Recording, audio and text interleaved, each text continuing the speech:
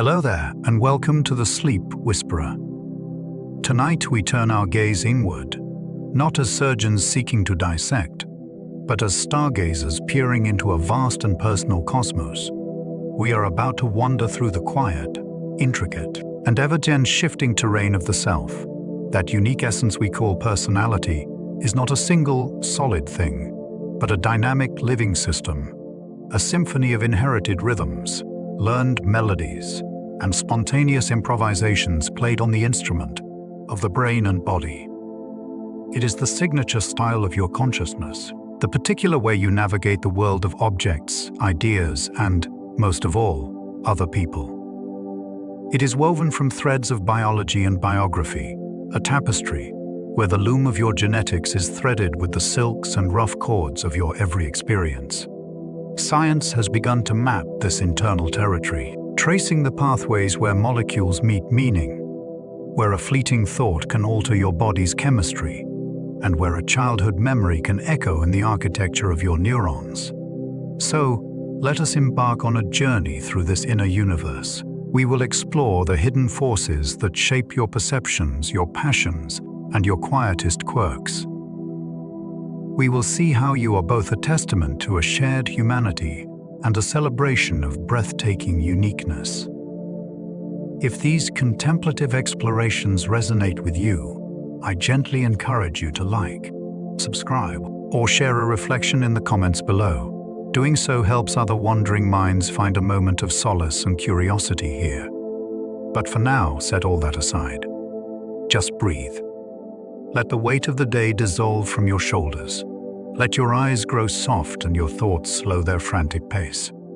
Allow the wonder of your own mind to cradle you. Let's begin. Your personality is etched in the pathways of your nervous system. Before a single thought coalesces into words, before an emotion colors your awareness, there is a hum of activity, a silent, intricate dance of electricity and chemistry. Your entire experience of being you is mediated by this vast network of neurons, a biological internet of staggering complexity. The very speed at which a nerve impulse travels along its axon, the efficiency with which one neuron whispers to the next across a synaptic gap. These are not mere technical details. They are the foundational elements of your temperament. Some nervous systems are like finely tuned fiber optics, conducting signals with high fidelity and speed. These often belong to individuals who react quickly, think fast, and feel sensations with acute intensity. Others are more like a robust, steady broadband connection, reliable, resilient, but perhaps processing information at a different, more deliberate pace. This baseline neurobiological tempo sets the stage for everything else.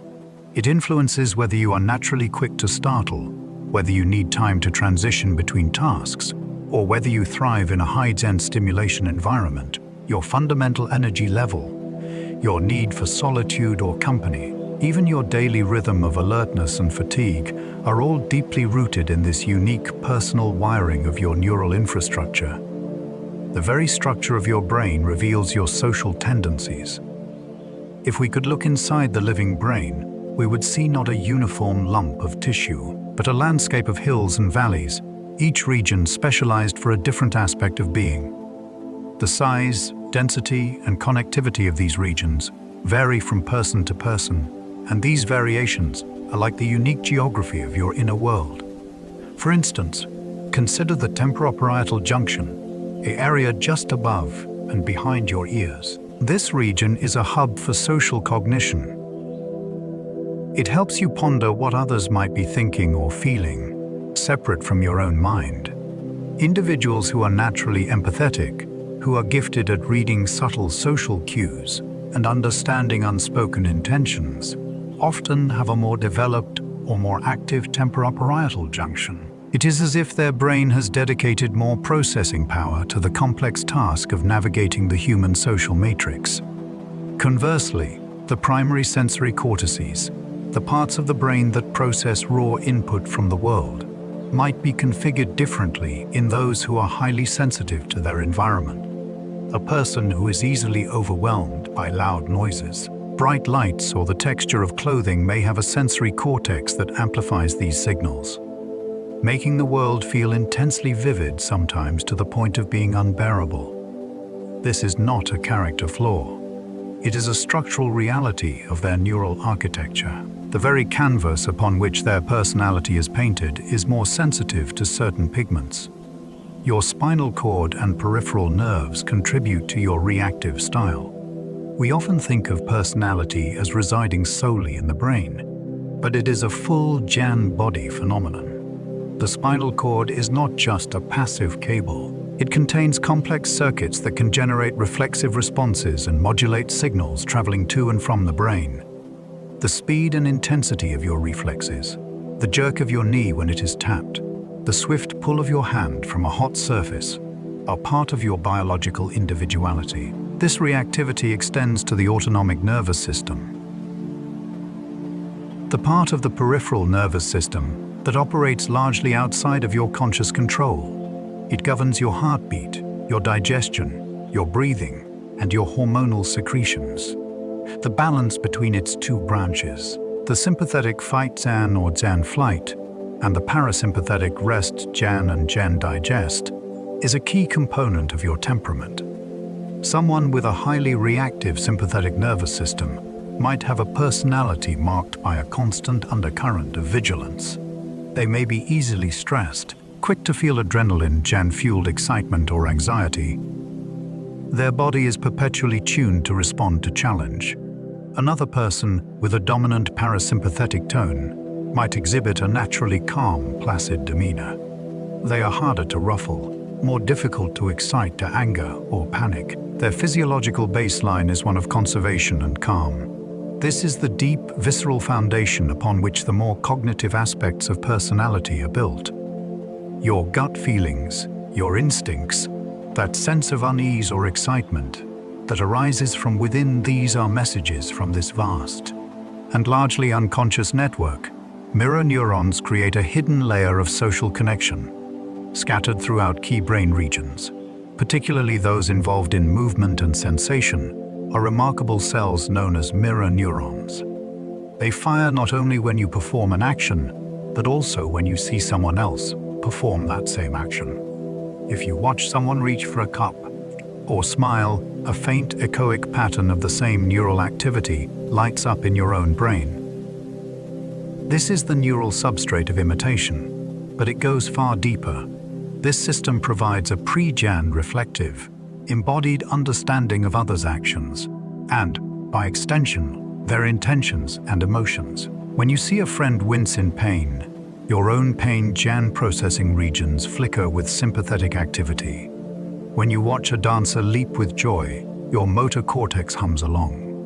This neural mirroring is the biological bedrock of empathy, compassion, and our ability to learn through observation. The strength and sensitivity of your mirror neuron system can influence how easily you connect with others, how deeply you feel their joy and sorrow, and even whether you find yourself unconsciously mimicking the postures and speech patterns of your companions.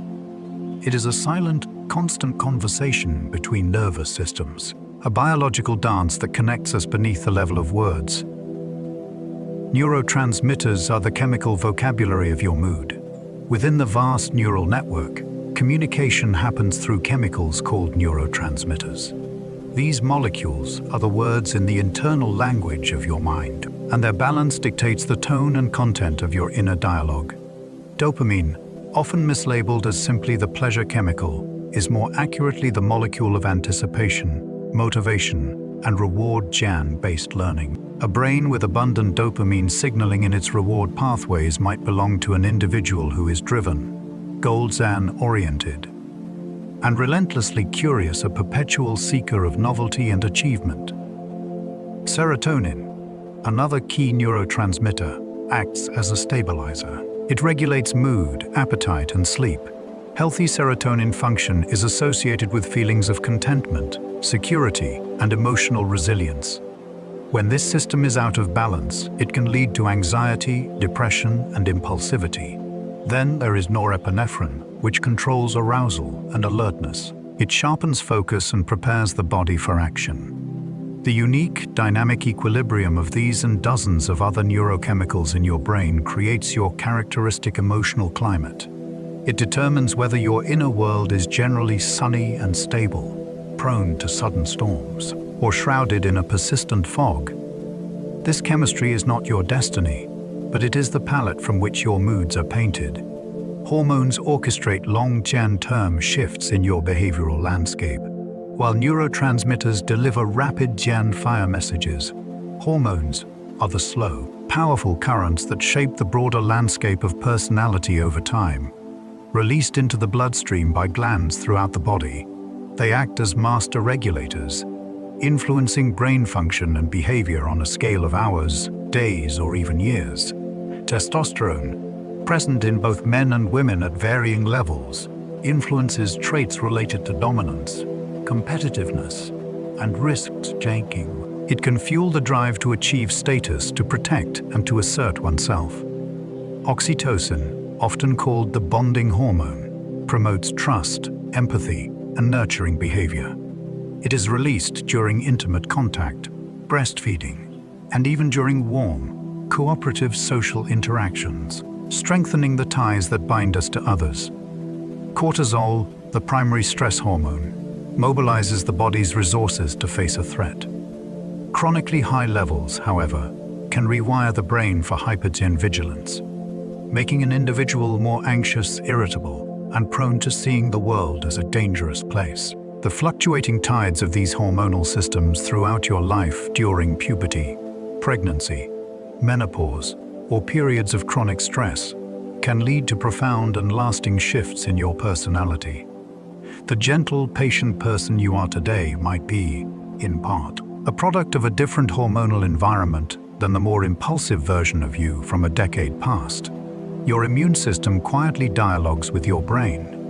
One of the most revolutionary discoveries in modern science is the profound connection between the immune system and the brain, a communication network known as the neuroimmune axis. It turns out that your body's defense system is in constant conversation with your nervous system, and this dialogue directly influences your mood, motivation, and personality. When your immune system detects a pathogen or injury, it releases proteins called cytokines.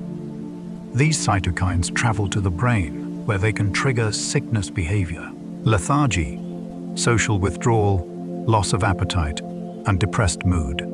This is an adaptive response, forcing you to rest and conserve energy to fight off illness.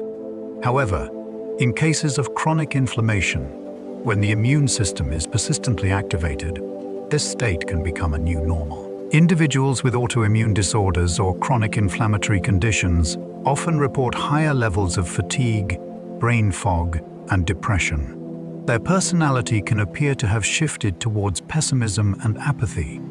But this is not a failure of character. It is a biological signal.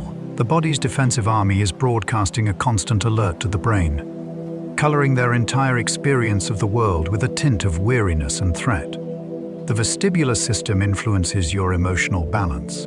Deep within your inner ear lies the vestibular system, a set of fluid-filled canals that provides your brain with information about balance, spatial orientation, and motion.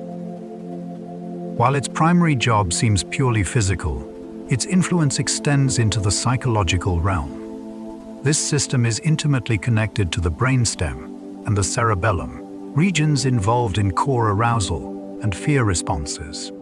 A well-functioning vestibular system contributes to a sense of physical and emotional equilibrium. Some research suggests that people with sensitive or easily disrupted vestibular systems may be more prone to anxiety and agoraphobia. The feeling of being physically unsteady can translate into a generalized feeling of being emotionally or psychologically ungrounded. Conversely, activities that stimulate the vestibular system in a controlled way, like swinging, rocking, or dancing, can have a profoundly calming effect, soothing the nervous system and promoting a sense of safety and well-being. The simple, rhythmic rocking of a chair can quiet a troubled mind because it speaks the ancient, soothing language of the vestibular nerves, whispering to the brain that all is stable and secure. Your connective tissue may be a medium for storing emotional memory. The traditional map of the nervous system focuses on neurons, but the body is permeated by a vast web of connective tissue known as fascia. This tissue, once thought to be merely packing material, is now understood to be a rich sensory organ, filled with its own network of nerves. It surrounds every muscle, every organ, every nerve, and every blood vessel, creating a continuous body-gen-wide structural matrix. Trauma therapists and body workers have long suggested that the body holds the memory of emotional and physical trauma. From a biological perspective, it is plausible that chronic tension, stress, and emotional injury create micro-zen inflammatory and structural changes in the fascia. A habitual posture of defense-rounded shoulders, a sunken chest can, over time, become literally woven into the fabric of the body. This physical armoring can then feed back to the brain, reinforcing the emotional state of fear or withdrawal. Releasing chronic tension in the fascia through modalities like massage, yoga, or somatic experiencing can sometimes feel like releasing an old stored emotion, because, in a very real sense, it is. The memory is not a cognitive narrative, but a physical inscription in the living tissue of the self. The enteric nervous system is a second brain in your gut. We often speak of gut feelings, and this turns out to be more than a metaphor. Lining your entire digestive tract is a complex, independent network of over Jungli-Iline neurons known as the enteric nervous system. This second brain can operate autonomously, controlling the intricate process of digestion, but it is in constant bidirectional communication with the brain in your head via the vagus nerve. This gut-brain axis is a major information highway. Your gut produces over 500 of your body's serotonin, along with a host of other neurotransmitters. The diverse ecosystem of bacteria in your gut, your microbiome, produces neuroactive compounds that influence this communication. An imbalance in gut bacteria can send signals to the brain that promote anxiety and low mood. Conversely, states of chronic stress in the brain can disrupt gut function, leading to inflammation and digestive issues. This is why your emotional state can literally make you feel sick to your stomach, and why a troubled gut can feel like a troubled mind. A person with a resilient, calm personality may, in part, owe that stability to a healthy, balanced gut-brain dialogue. Your intuition, that deep, visceral sense of knowing, may be the voice of this vast intelligent network in your core. The heart has its own intrinsic nervous system. The idea of the heart as a feeling center is also finding a biological correlate. The heart contains a small but complex intrinsic nervous system, a heart brain of about 6 neurons. This network allows the heart to sense, process, and respond to information independently, and it sends far more signals to the brain than it receives. The rhythm of your heartbeat is not just a metronome of life. It is a language, a coherent, steady heart rhythm, such as that which occurs during states of appreciation, compassion, or calm. Sends signals to the brain that inhibit the stress centers and facilitate higher cognitive functions like clarity, creativity, and effective decision-making. An erratic, disordered heart rhythm, driven by stress or frustration, sends chaotic signals to the brain, impairing thinking and amplifying negative emotions. This is the science behind the wisdom of following your heart. When you cultivate feelings of care and love, you are literally bringing your heart into a coherent rhythm, which then orchestrates a state of harmony throughout your entire brain and body. A person who is level Zen-headed in a crisis may be someone whose heart is able to maintain its coherence, sending a steadying signal to a brain tempted to panic. Your breathing pattern is a remote control for your nervous system. Breathing is unique. It is an automatic function that we can also consciously control. This places it at a powerful intersection between the conscious and unconscious realms of the self. The rhythm, depth, and location of your breath act as a direct remote control for your autonomic nervous system. Quick, shallow, Chest Jan level breathing stimulates the sympathetic nervous system, triggering a state of alertness and anxiety. This is the breath of panic and stress. Slow, deep, diaphragmatic breathing, on the other hand, stimulates the vagus nerve, activating the parasympathetic nervous system and promoting a state of calm and restoration. This is the breath of meditation and sleep. Your habitual breathing pattern, often established in childhood and reinforced over a lifetime, creates a feedback loop with your emotions. An anxious personality may be perpetuated by a chronically shallow breath, while a calm personality may be supported by a naturally deeper, slower respiratory rhythm. The profound implication is that by consciously changing your breath, you can directly access and reshape your emotional state. You can, in a very literal sense, breathe yourself into a calmer version of you. Your vocal tone is a window into your autonomic state. The sound of your voice is produced by a delicate apparatus controlled by the autonomic nervous system. The tension in your vocal cords, the breath support from your diaphragm, and the resonance in your chest and sinuses are all influenced by your emotional and physiological state. When you are calm and confident, your vagus nerve is active, keeping the muscles of your larynx relaxed and your breath full. This produces a voice that is richer, deeper, and steadier. When you are anxious, sympathetic arousal tightens those muscles and constricts your breathing, leading to a higher jan-pitched, thinner, or tremulous voice. Listeners unconsciously decode these acoustic properties in milliseconds, forming instant judgments about your confidence, trustworthiness, and emotional state. You cannot easily fake a calm voice when your nervous system is in turmoil. Your voice, therefore, is not just a tool for communication. It is a real time broadcast of your internal physiological condition. A person who learns to modulate their voice to speak slowly and deeply can, through that very act, begin to calm their own nervous system, creating a positive feedback loop between expression and experience. Your physical posture sculpts your mental posture. The relationship between body and mind is a two-way street. Just as your feelings affect your posture, slumping when sad, standing tall when proud, your posture can directly generate feelings. This is known as embodied cognition. Research has shown that adopting power poses open, expansive postures that take up space for just 2 minutes can increase levels of testosterone, the dominance hormone, and decrease cortisol, the stress hormone, leading to increased feelings of confidence and a higher tolerance for risk. Conversely, collapsing your posture, making yourself small, has the opposite effect. Your body language does not just communicate to others, it communicates to you. The way you habitually carry yourself, the set of your shoulders, the tilt of your head, the openness of your chest, is a daily physical practice that reinforces a corresponding mental and emotional stance.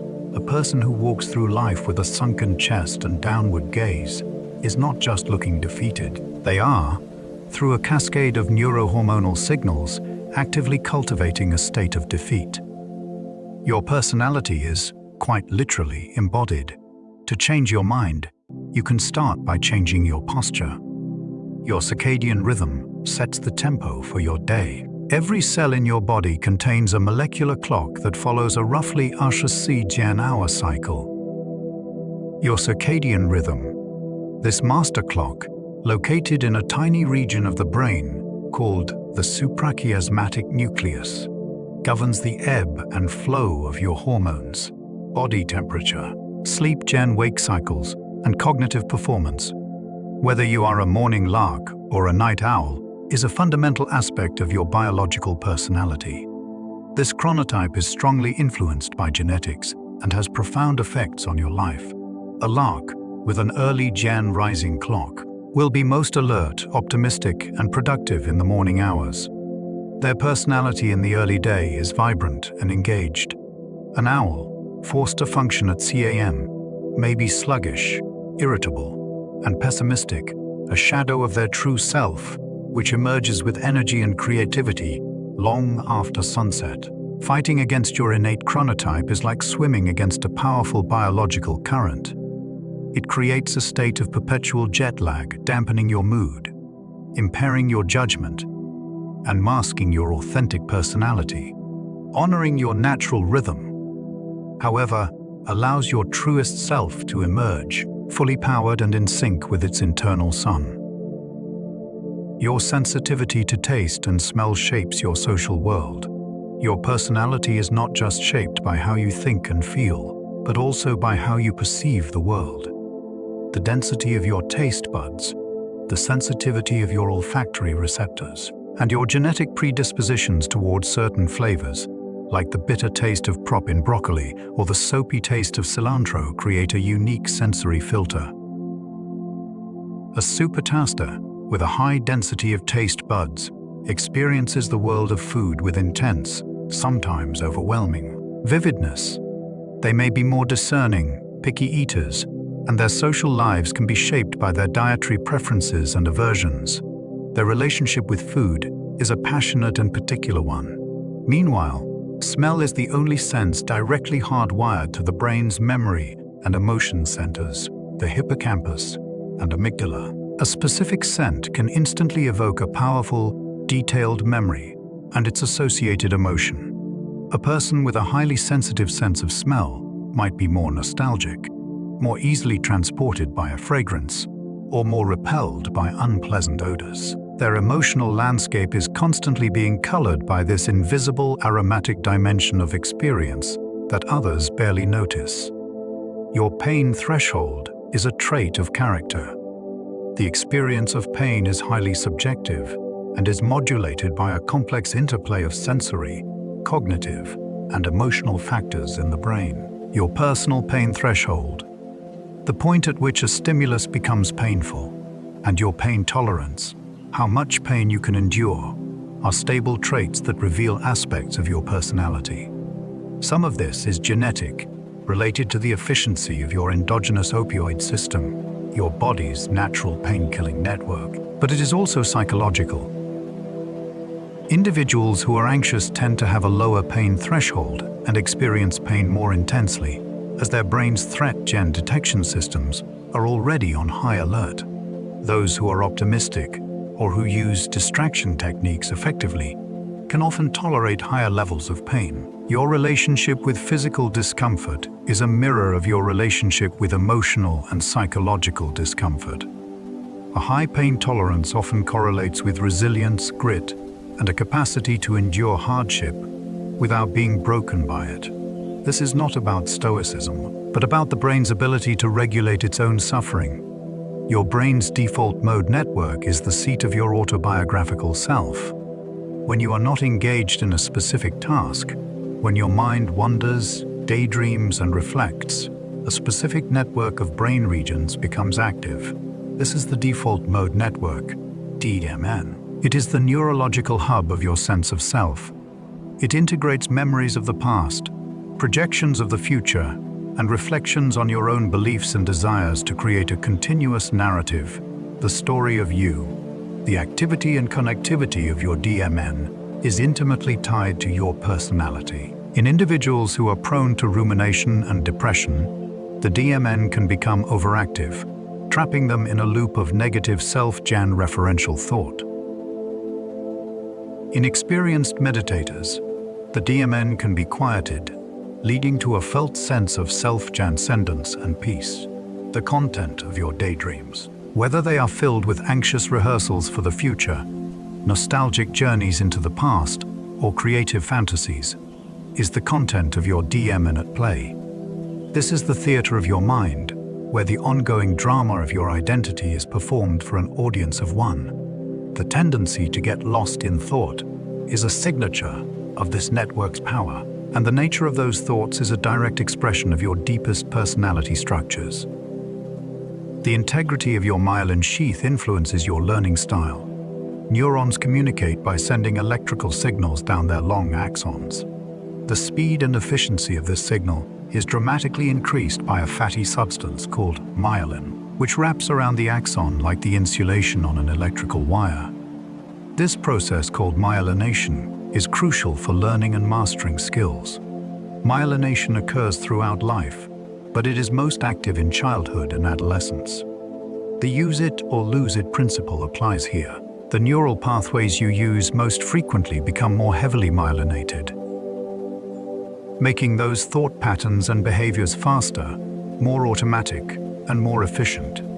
This is how habits, both good and bad, become ingrained. Your personality, in many ways, is a collection of your most melanated neural pathways. A person who consistently practices kindness has built superhighways for compassionate responses. A person who habitually worries has paved deep, fast tracks for anxious thoughts.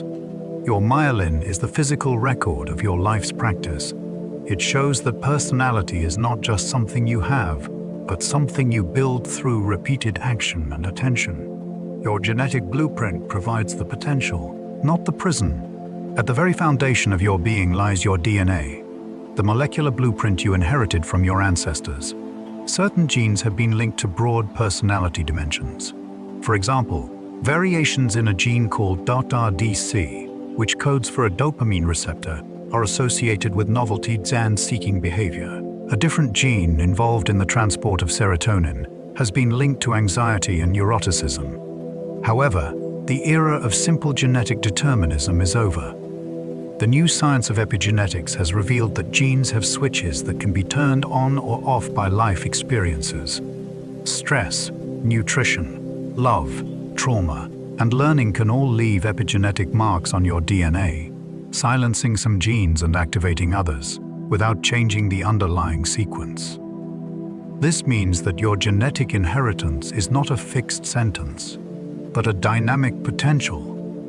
A person may have a genetic predisposition toward anxiety, but a nurturing, safe childhood can keep those genes switched off, allowing a calm temperament to flourish. Another person with a genetic tendency toward resilience might have that strength suppressed by chronic childhood adversity.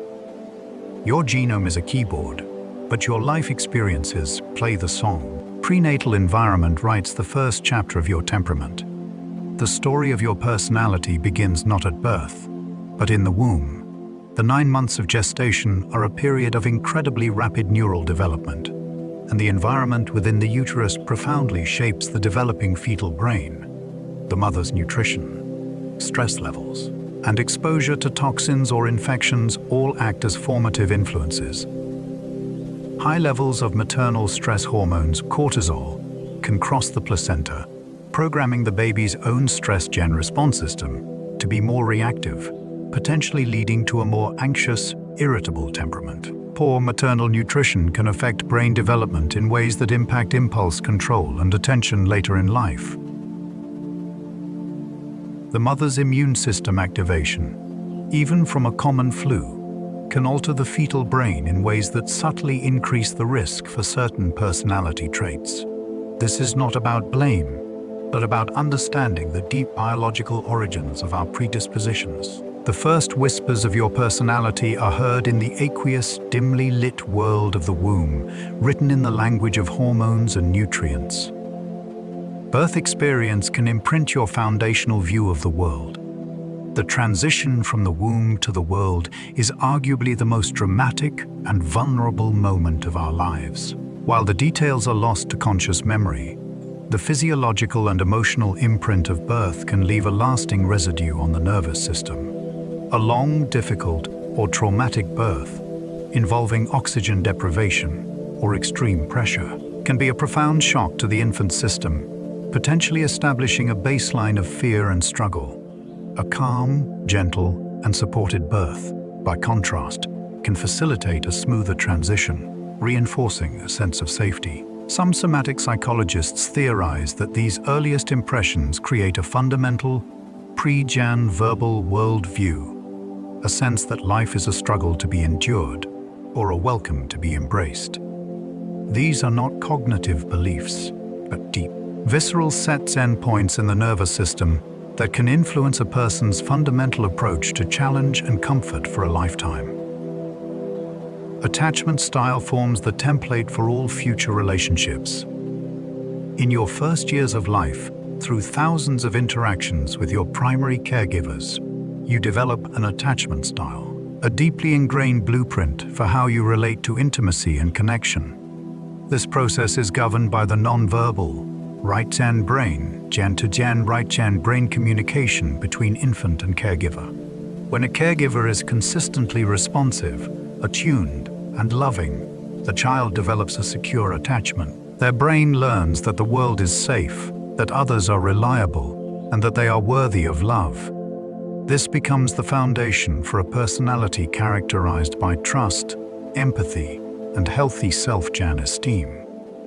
If a caregiver is inconsistent, intrusive, or neglectful, the child develops an insecure attachment, anxious, avoidant, or disorganized. Their brain adapts to an unpredictable or threatening world.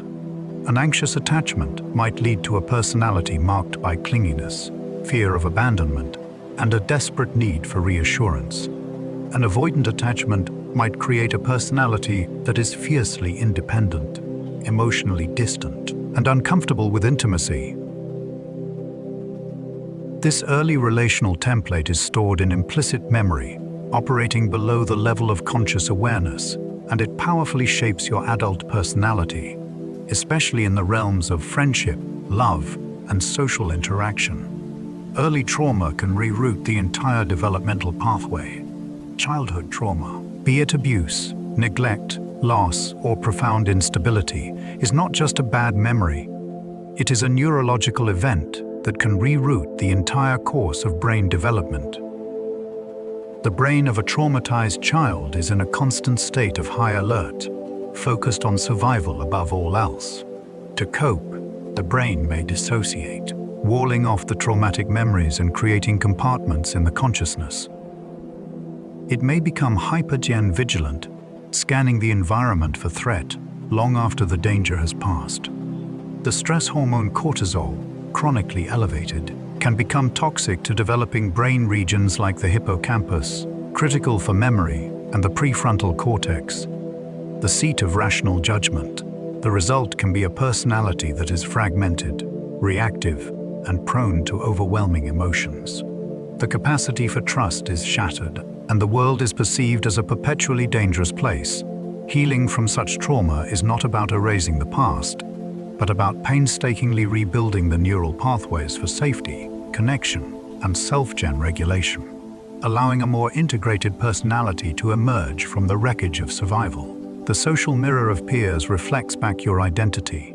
As you move out of the family and into the world of peers, your personality is held up to a new kind of mirror. The feedback you receive from friends, classmates, and rivals. Whether you are accepted or rejected, seen as a leader or a follower, labeled as smart, funny, or weird, shapes your self-gen concept in profound ways. The intense need for social belonging in adolescence forces you to adapt. You might amplify certain traits to fit in and suppress others to avoid ostracism. A naturally quiet child might force themselves to be outgoing to gain acceptance. A sensitive boy might learn to hide his emotions to conform to masculine norms. This social sculpting carves the rough edges off your innate temperament, shaping it into a form that can find its place in the tribe. The personality you present to the world in adulthood is in part a collection of adaptations that work to secure your social survival during these formative years. Cultural narratives provide the roles you learn to play. You are born into a culture that comes with a pre-gen written set of stories, values, and expectations. These cultural narratives provide the roles you can step into. Individualistic cultures may reward and reinforce traits like independence, assertiveness, and uniqueness. Collectivist cultures may emphasize harmony, duty, and group cohesion. Your personality develops within this cultural container. A naturally assertive person in a collectivist culture might learn to temper their expression to maintain social harmony, internalizing a conflict that shapes their character. A more reserved person in an individualistic culture might feel pressure to sell themselves, leading to a personality that feels performative and inauthentic. The very language you speak with its specific concepts and grammatical structures, shapes how you perceive and categorize your experiences.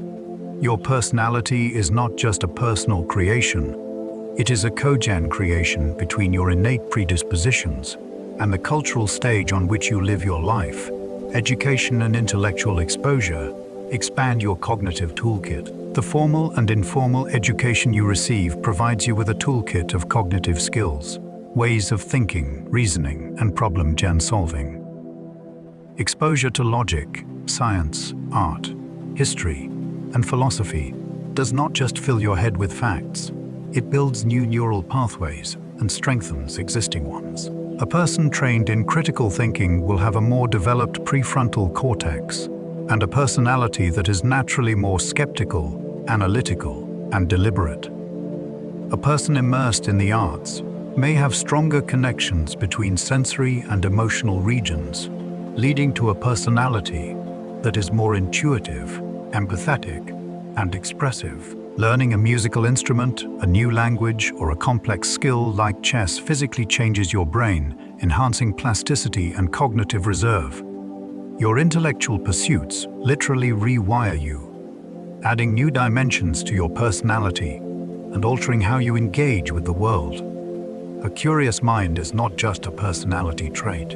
It is a catalyst for ongoing neurological self-gen construction. Spiritual and philosophical beliefs create a framework for meaning. Whether through organized religion, personal philosophy, or a sense of connection to nature, the beliefs you hold about the nature of reality, the purpose of life, and the existence of a higher power provide a fundamental framework for meaning. This framework is a powerful organizer of personality. A belief in a benevolent, purposeful universe can foster a personality of optimism, trust, and resilience in the face of suffering. A materialistic, deterministic worldview might lead to a personality that is more pragmatic, self-gen reliant, and perhaps existentially anxious. A sense of being part of something vast and interconnected can cultivate humility, awe, and a deep sense of responsibility. Your guiding philosophy acts as a lens through which you interpret every event in your life. It answers the why questions, and those answers determine whether you see life as a gift, a test, a prison, or a game, profoundly influencing your motivations, your values, and your overall character. Life transitions force the self to adapt and redefine. Personality is not static. Major life transitions, leaving home, starting a career, getting married, becoming a parent, losing a loved one, retiring act as forced moments of growth and read-an evaluation. These transitions disrupt your familiar routines and identities, demanding that you adapt.